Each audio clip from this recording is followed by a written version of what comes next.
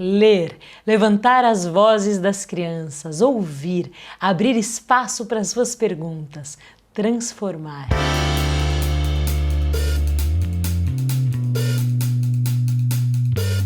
Você está assistindo a série Criança Lê, Literatura e os ODS da Agenda 2030 da ONU. Esse é o episódio 14, Nosso Chico, e ele é todo baseado na leitura do livro Caminhos do São Francisco, que é um livro de Cristina Porto, ilustrado por Luiz Maia, publicado pela editora FTD. E ele traz a ODS número 6, Água Potável e Saneamento. Uma viagem pelo Brasil que eu queria fazer. Se fosse vocês, se vocês tivessem chance de viajar pelo Brasil, para que lugar vocês iriam? Eu queria ir de novo lá em Pernambuco. Eu queria ir, eu vou, na verdade, para Itanhaém. Uau! E você, B? Eu não lembro qual é o nome do lugar, mas existe uma escola que... Ela é uma escola interativa, que você passa alguns finais de semana lá como se vocês fossem bruxos. Que lugar é esse? Alguém mais, gente? Bertioga. O meu sonho é ir pro Rio de Janeiro. Pro Rio de Janeiro! Ai, é lindo demais o Rio de Janeiro. Eu iria para Minas Gerais, porque eu tenho minha família lá. Eu iria pra Bahia só pra ver minha avó. Ah, que delícia! Bahia é um dos lugares que eu mais amo nesse Brasilzão. Eu acho que eu iria pro Rio Grande do Sul. Eu vou contar para onde a autora foi. É a Cristina Porto. Ela fez uma viagem pelo Rio São Francisco, por várias cidades cortadas por esse rio, para entender um pouco sobre a vida das pessoas daquela região. E uma coisa fez nascer a curiosidade dela, e ela transformou isso numa história fantástica. Então, vou contar para vocês. Quando eu falo em Nordeste, qual é a primeira coisa que vem na cabeça de vocês? Que tem a Bahia. A questão seca. Seca, Rosália. Você lembra de seca? Eu penso em... É uma coisa que ainda assola uma grande parte do Nordeste. Eu penso também em um sotaque diferente. Sotaque diferente, cultura diferente. Mas o Nordeste não é só a faixa litorânea. Também não é só as culturas, as danças, as manifestações artísticas. São 9 estados. Cada estado tem manifestações artísticas próprias, tem um calendário próprio de festa, tem dança, música, artesanato, pintura, muitas expressões, uma culinária única. O Nordeste é uma região muito rica e o São Francisco é um rio que corta muitos municípios do Nordeste. A Cristina Porto fez essa viagem e ela resolveu contar essa história de outro jeito. Era uma vez uma manifestação da natureza. Essa manifestação da natureza se chamava Lua. Mas não era a lua como a gente conhece, aquela que está no céu, aquela que está lá em cima que a gente não toca. Era a lua projetada num lago.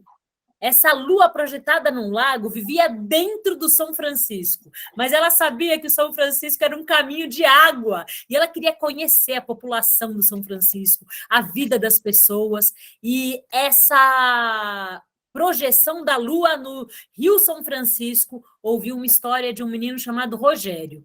E ela ficou tão curiosa com aquela história que ela resolveu se transformar na forma humana. Primeiro ela ganhou um nome.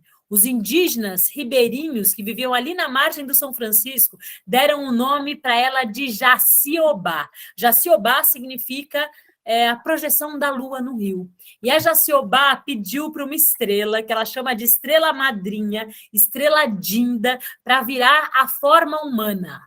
A estrela atendeu imediatamente e ela virou uma mulher. Quando ela virou uma mulher, ela descobriu que os seres humanos sentem 2 coisas. Fisicamente, que a lua não sente, ela nem sabia que existia. O que os seres humanos sentem? Quais são as nossas necessidades básicas? Fazer cocô e xixi e comer. Além disso, Eles também sentem dor. Ela descobriu que a gente precisava ir ao banheiro, que a gente sentia dor e também que a gente sentia sede e que a gente sentia fome e que era muito importante a gente comer e ter água potável. Então, ela começou a viajar pelo São Francisco e ela foi para a casa desse menino que ela conheceu a notícia. E essa notícia saiu numa televisão local. O nome do menino, falaram que era Rodrigo. Rodrigo, gente, era um menino que tinha 1 ano e meio. Adivinha quantos quilos o Rodrigo pesava quando a reportagem da televisão apareceu por lá? Quantos você acha que ele 10. tinha? Ô, Breno, na verdade, gente, uma criança de 6 a 8 meses tem mais ou menos 10 quilos, às vezes 9, às vezes 12, às vezes, mas mais ou menos isso. Ele tinha 1 ano e meio, tinha 4,5 quilos. Isso. Para vocês terem uma ideia, meu filho recém-nascido nasceu com 4,6 quilos. Ele tinha 1 ano e meio e tinha o tamanho de um recém-nascido. Ele estava na beira da morte. Ele era um bebezinho que tinha febre alta e desnutrição. Alguém sabe o que é desnutrição? Ele não tinha muitos nutrientes. Isso. Mas o que dá na pessoa desnutrição? Talvez não tinha muitos nutrientes no leite. E ele não tinha muita comida para comer. Ô, Mi, vou contar uma coisa para vocês, uma coisa muito importante, porque talvez muitas meninas queiram um dia ser mães. Vocês sabiam que a qualidade nutricional do leite de uma pessoa desnutrida, que não tem comida em casa, é igual a uma pessoa muito gorda que tem toda a comida do mundo? Só que a pessoa muito gorda que tem toda a comida do mundo está tirando esse nutriente para dar para o bebê do arroz, do feijão, do pão, do macarrão, de tudo que entra. E a pessoa desnutrida está tirando os nutrientes do próprio osso, do próprio corpo para produzir leite para alimentar o seu filhote humano, o seu bebê. No caso, eles não tinham comida em casa, gente. Não chovia. E como não chovia naquela região, ou a chuva era muito escassa, a plantação não rendia, eles não conseguiam colher da terra comida. E eles passavam uma situação muito dura de flagelo, que é uma situação de vulnerabilidade altíssima. Eu estou falando de, sabe que ano? 1998. Eu estou falando de mais ou menos quando eu tinha 19 anos de idade. Nem é tão antigamente assim, se a gente pensar na idade do Brasil. E aí aconteceu que quando esse menino passou na televisão, gente, como é que as pessoas ficaram? O que vocês imaginam? Pensando nas redes sociais de hoje, na mobilização. Ficaram assustados com a situação, né? E resolveram ajudar. Então, uma pessoa mandou lá na época R$50, que valia um dinheirão, mandou algumas coisas para eles, mas depois apareceu uma organização não governamental, que é um grupo de pessoas que se une, se alia para tentar juntar todo mundo que pode ajudar naquelas regiões que são muito difíceis. Gente, se você pensar numa região dessa, por exemplo, a família do menino, que não chamava Rodrigo, e sim Rogério, morava numa casa de pau a pique. Vocês sabem o que é uma casa de pau a pique? Eu sei. Não. Fala aí, Mi. É uma casa feita de pau, barro e argila. Exatamente. Fazem um trançado de madeira, com os galhos e pedaços de madeira, e preenchem os buracos com argila. Só que tem um problema nessa casa, um problema muito sério de segurança, de saúde pública. Alguém sabe o que é? O vento pode derrubar a casa muito fácil. Além do vento, é verdade, mas tem mais uma questão. É muito comum as pessoas que moram nessa casa serem atacadas por um inseto que se chama barbeiro, e que dá uma doença que tem certo controle, mas não tem cura. Aí foi atacado quando é criança, quando é jovem, quando é adolescente, quando tem 30 anos, é para o resto da vida. E é uma doença que ataca o coração. Faz o coração da pessoa, gente, crescer. Exatamente. Ele tem um nome científico, mas o nome popular dele é barbeiro. Pois, Barbeiro porque ele pica mais na região onde cresce a barba. Será, Mi? Pode ser. Eu sei que o barbeiro... Por isso. Ela já foi bióloga. Ah, então... A doença de Chagas, não é? Exatamente, Stephanie, a doença de Chagas. Alguém conhece alguém que tem doença de Chagas? Eu conheço. E não é uma pessoa só, não. A avó do meu marido era do Nordeste e foi picada pelo barbeiro quando criança e tinha doença de Chagas, que é essa doença que ataca o coração. Então, o perigo é muito grande. E também tem uma outra questão que a gente já conversou aqui. O Nordeste brasileiro tem um baixíssimo índice de esgoto tratado, de saneamento básico, de recolha de lixo, de recolha de água da chuva nas cidades, e muitas crianças morrem de doenças evitáveis. Saneamento básico é a coleta e a destinação correta dos resíduos sólidos. Por exemplo, se eu tomar uma água e a água estiver contaminada, e se eu for uma criança que já não come direito, a chance de eu desenvolver diarreia e doenças que são evitáveis na cidade ou tratáveis é muito grande. Agora, para piorar, tem médico na região? Não, Tem hospital público na região? não, Tem dentista na região? não. Muito. Muito menos isso. Uma pessoa que se formou como médico, pensa vocês, daqui a uns anos, vocês estudam e se formam como médicos, vocês preferem ganhar na cidade um bom salário e viver com conforto, ou ganhar um salário que não é tão alto e atravessar rua de rio, lugares muito pobres, atender gente que está em necessidade muito difícil? Que escolha vocês fariam? Necessidade muito difícil. E vocês, gente, vocês da escola, o que vocês fariam? Qual seria a escolha de vocês? O conforto.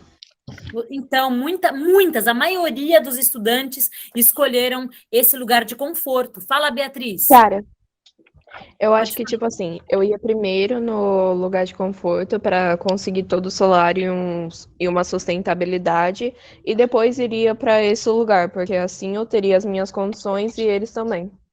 Certo. Eu queria mostrar uma coisa para vocês, eu não sei se eu vou conseguir. É um livro que foi feito por um fotógrafo que acompanhou médicos cubanos que aceitaram o desafio de ir para os lugares mais difíceis do Brasil para tratar as pessoas que precisavam. Se chama Mais Médicos, estão vendo?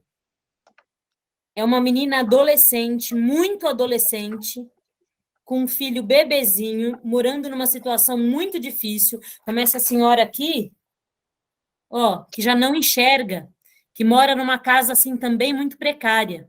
Olha a dificuldade de se chegar nessa casa. Como é que a gente faz para levar a criança para vacinar morando nessas casas? Que médico que estuda numa faculdade cara teria coragem de gastar a sua vida para fazer um trajeto indo para quem mais precisa? O que acontece é que é uma população que recebe muito bem essa autora.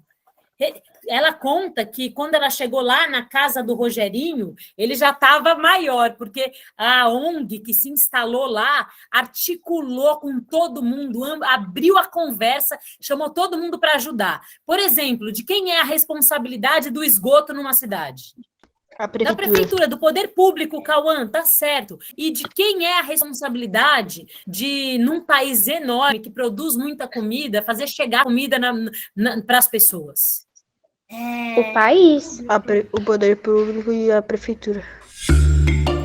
Na maior parte da cidade, a partir de certo horário, normalmente às 9 horas, para de ter água nas casas.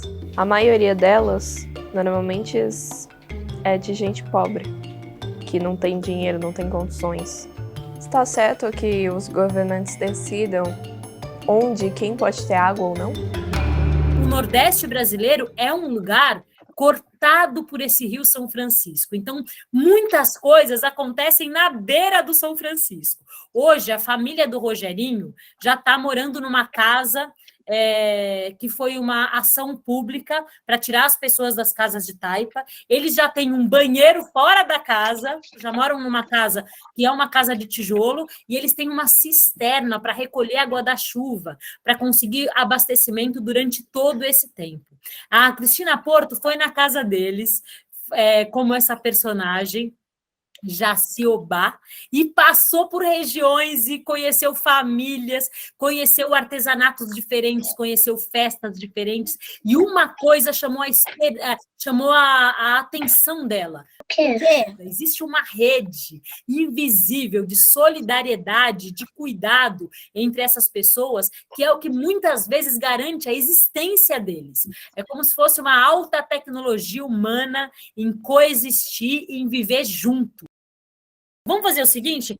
Sim. Eu quero que vocês leiam um pouco para a gente perceber a cadência da autora, o jeito como ela conta essa história. Eu vou começar a ler, depois eu vou começar a chamar vocês para lerem, combinado? Filha de Dona Esmerita e seu Cícero, gêmea Diana, Damiana sempre foi a mais doentinha dos 9 filhos. 3 deles do primeiro casamento de Dona Hermerita. A família da menina vive nos arredores de uma cidade chamada Candunda. comunidade de até 2.000 pessoas, que pertence ao município de Tapera. Eles estavam todos, naquele lugar, naquele momento, muito desesperados com a situação, porque o pai dela estava bem doente, não conseguia plantar, não conseguia comida. Então, as pessoas do conselho da comunidade... Lembra que a gente conversou sobre que as pessoas podem se reunir em seus bairros, fazerem conselhos e conversarem sobre os problemas? Lá existia um conselho, e esse conselho levou uma proposta de parceria para a prefeitura de Senador. O projeto pagaria médico durante os 3 primeiros meses e o prefeito se comprometia a montar uma pequena farmácia e uma sala dentro do posto para atendimento dos doentes. E aí ia assumir também um médico naquele lugar. Graças ao cumprimento desse acordo, a população de Catunda teve médico 3 vezes por semana. A população também contava com serviço de transporte para ir até o posto e para ter cuidado de um dentista. Bom, a menininha Damiana, então, com 3 anos e meio, chegou um dia no posto com 41 graus de febre. Os sintomas pareciam ser o da gripe, uma gripe muito forte, e ela foi medicada. Quem lê? Por sorte, muita sorte, o doutor Marcelo, que havia medicado de Miana no dia anterior, estava passando por ali naquele momento e acabou atendendo novamente a menina ali mesmo na casa de Da Paz. O caso era muito grave e ela teria que ser encaminhada a outro hospital numa cidade com mais recursos, concluiu o médico. Foi então que começou a romaria até chegar ao Hospital de Doenças Tropicais em Maceió, onde foi dado o diagnóstico derrame pleural, uma doença muito grave, pois atinge a pleura, membrana que protege os pulmões. Foram 17 dias de internação até que Damiana pôde finalmente voltar para casa. Depois disso, a menina ainda teve mais 2 recaídas, mas graças aos cuidados da família e a orientação da Paz e suas companheiras, a menina também passou a ser alimentada com a multimistura como Rogério e foi se recuperando aos poucos. Gente, só um minutinho, Mi, vocês sabem o que é multimistura? Não. Conta essa história pra gente aí, Rosália, então.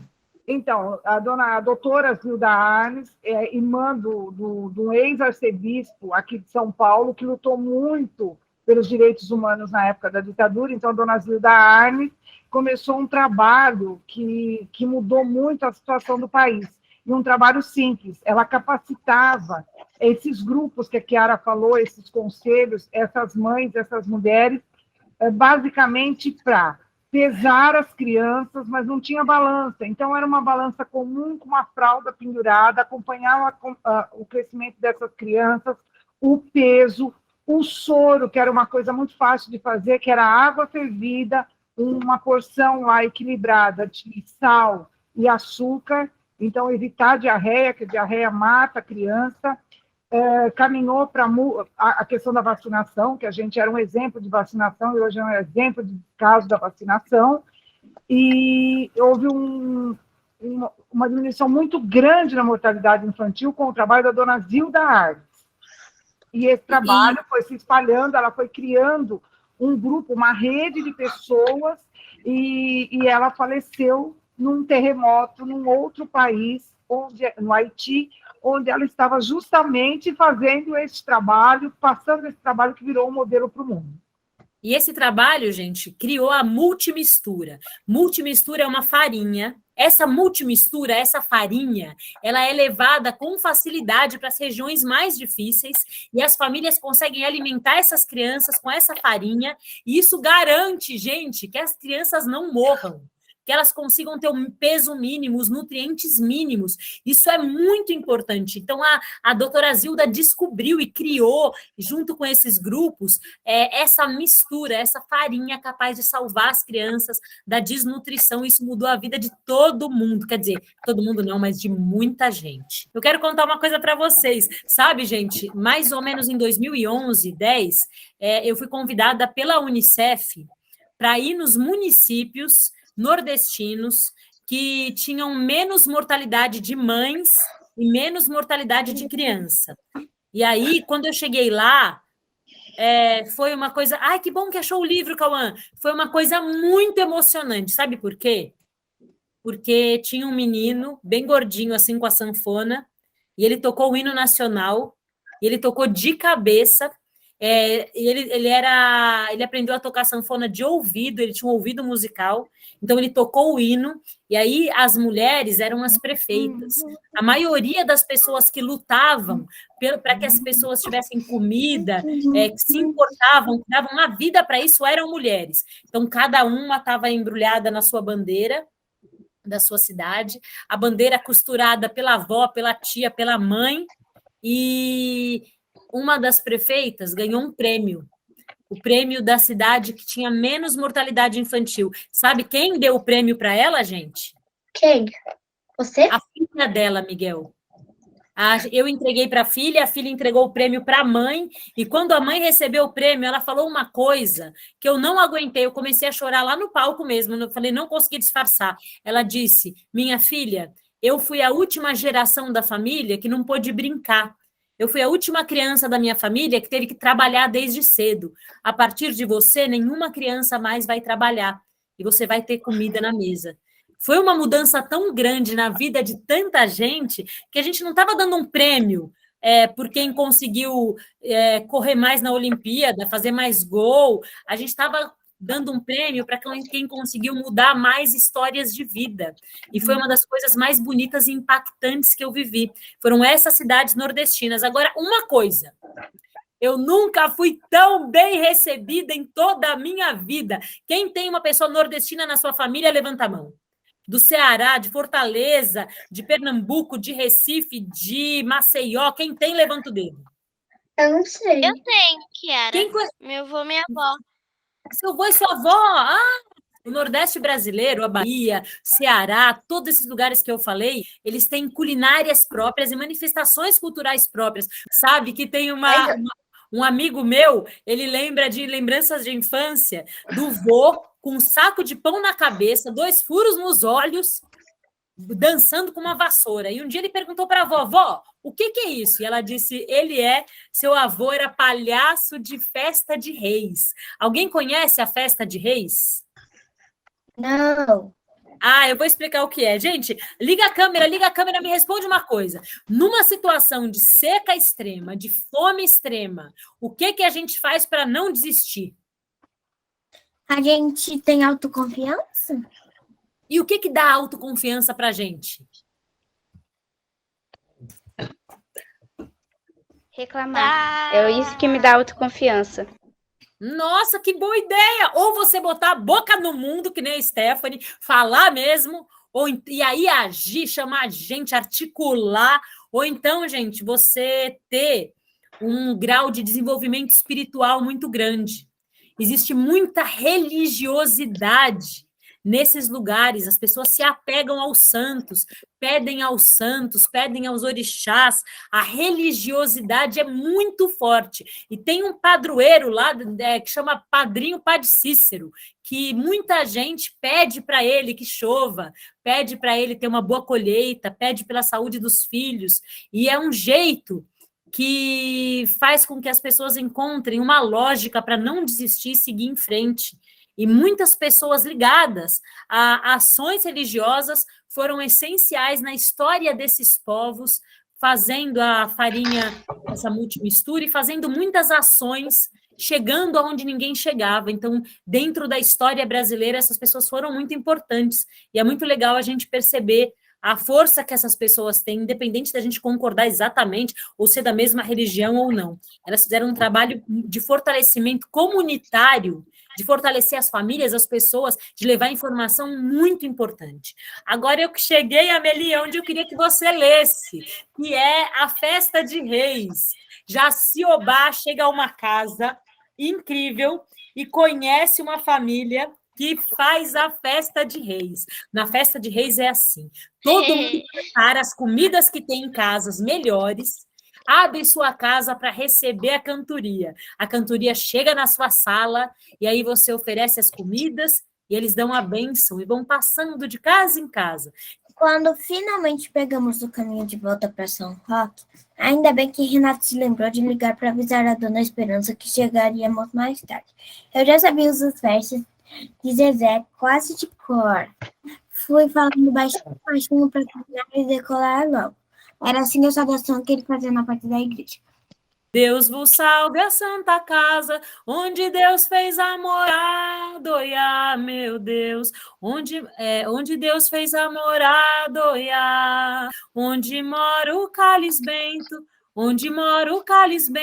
e a hóstia consagrada, oiá, meu Deus, e a hóstia consagrada, oiá. E assim vai. E aí todos cantam juntos, como se fosse um exercício de conversa e resposta.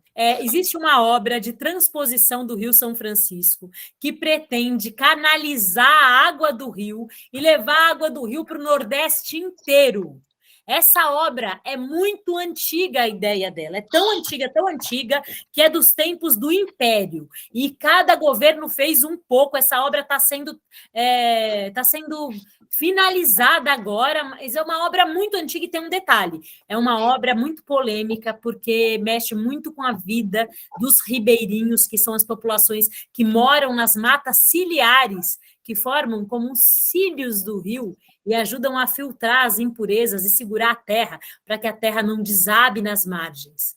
E a transposição do São Francisco é uma obra muito cara e é uma obra de grande impacto ambiental. Então, uma conversa que precisa ser feita, porque ela não é uma coisa simples, apesar de que ela mudaria a vida de muita gente, terminaria com algumas situações muito duras, ou pelo menos transformaria essas situações. E qual a importância dos rios para a gente? Para as nossas comunidades, para os ribeirinhos? A gente pode classificar como 3. Primeiro, que é fonte de vida. Nos rios a gente encontra alimento, né? Alimentação. É da onde a pessoa tira o seu sustento. A segunda seria o caminho. O rio também é rua. E por ele singram barcos que podem levar a pessoa para um trabalho, podem levar ela para a escola, podem levar ela para conhecer um outro lado da cidade. E também pode ser fonte de vida aquática, de vida que alimenta as pessoas, de vida que alimenta as nossas almas. Agora, eu quero terminar esse episódio fazendo uma homenagem a uma mulher negra, uma mulher que passou a vida toda dentro das escolas públicas brasileiras. Ela mora na ilha de Itamaracá. O nome dela é Lia de Itamaracá. Essa mulher passou a vida toda cozinhando para as crianças e cantando. E ela criou as cirandas, que são composições próprias com o ritmo do lugar onde ela vive, que é Pernambuco. A Lia de Itamaracá tem quase 90 anos, professora Kelly. Mostra ela para as crianças, porque ela é fenomenal. E ela faz show na Europa inteira, nos Estados Unidos, no mundo inteiro. E ela é considerada patrimônio imaterial da cultura brasileira. Patrimônio tombado, quer dizer, uma das maravilhas do mundo. E ela canta uma música que eu acho muito bonita, que conversa muito com o que a Rosália falou no começo dessa sessão, que diz assim: essa ciranda não é minha só, ela é de todos nós, ela é de todos nós. A melodia principal quem guia é a primeira voz, Para se dançar ciranda, juntamos mão com mão, formamos uma roda, cantando uma canção. E aí ela fala no refrão: essa ciranda quem me deu foi Lia, que mora na ilha de Itamaracá. Essa ciranda quem me deu foi Lia, que mora na ilha de Itamaracá. Eu quero terminar essa sessão fazendo homenagem à Lia de Itamaracá e dizendo para vocês que o Nordeste não é só seca, não é só doença, não é só morte, não é só pobreza. É um dos povos cuja manifestação cultural é uma das mais sofisticadas do mundo. São os criadores da literatura de cordel, são os criadores da xilogravura, assim como a gente conhece aqui nesse quadro, são os criadores de muita ciência e tecnologia nas universidades e é dos povos mais bonitos, solidários e amáveis do mundo. Quem tem parente de lá, levanta a mão. Eu queria dizer para vocês que tenham muito orgulho dos parentes nordestinos de vocês. Busquem as histórias deles, as histórias de vida, as histórias de travessia, o que eles fizeram para conquistar o que conquistaram hoje. Busquem as histórias dele, porque são pessoas de muita resiliência. O avô do meu marido veio para São Paulo, ele não sabe ler nem escrever até hoje, ele tem quase 100 anos. E, sem saber ler e escrever, ele conseguiu criar todos os filhos, conseguiu colocar os netos na universidade, conseguiu construir casa, e ele falava uma coisa muito bonita quando as crianças faziam bagunça. Uma coisa, professora Kelly, uma coisa, Rosália, que eu, quando olho, falo, gente, isso é a mais alta tecnologia humana, isso com certeza está nos livros de psicologia. Sabe o que ele dizia para a criança pequena, bagunceira? O quê? Faz de conta que a Beatriz fez uma bagunça, tá, Beatriz? Uma coisa que não devia. Quando você faz de conta que você tem 4 anos e você bagunçou muito. O avô dizia assim, ô Beatriz, que você é essa, minha filha? Que você é essa fazendo essa bagunça? Contando pra gente que a gente não é um só, que nós somos muitos dentro de nós, mas que a gente faz escolhas. Que a gente pode escolher, como aqueles médicos, entre ficar no conforto e pensar só na gente, ou escolher fazer como a Stephanie, colocar a boca no mundo, passar a situação difícil reclamando, buscando, procurando seus pares, se articulando, procurando ajuda. O Nordeste brasileiro é brasileiro. É o poder público, é do poder público a responsabilidade sobre garantir os direitos mínimos de sobrevivência dessa vida, da vida dessas pessoas. Mas é de todos os brasileiros o dever de conhecer esses estados nas suas particularidades e de usufruir de tanta beleza cultural e de um povo de coração tão bonito. Queridos, assim eu termino a sessão de hoje com uma viagem que a Cristina Porto fez. Uma viagem que eu ainda vou fazer um dia. Quem sabe eu faça bem velhinha e quem sabe quando eu chegue lá, eu encontre as pessoas todas formadas, vivendo bem, comendo bem, com as suas vidas transformadas. Agora eu queria dar um beijo, gente, a cada um de vocês. Sim, As experiências que a gente partilhou aqui fazem parte de um desejo de ampliação. Como é que a gente traz ao Objetivo de Desenvolvimento Sustentável número 6, água potável e saneamento, para o centro das discussões dentro do nosso espaço de leitura? Como é que a gente articula para conversar sobre isso com diferentes pessoas da sociedade civil? Como é que a gente olha as experiências dos outros territórios, das outras bibliotecas e une forças para abrir esse diálogo? Bom, a gente precisa construir um caminho até 2030. Parece que está longe? Ah, não está longe não. E é preciso andar junto. Vamos lá!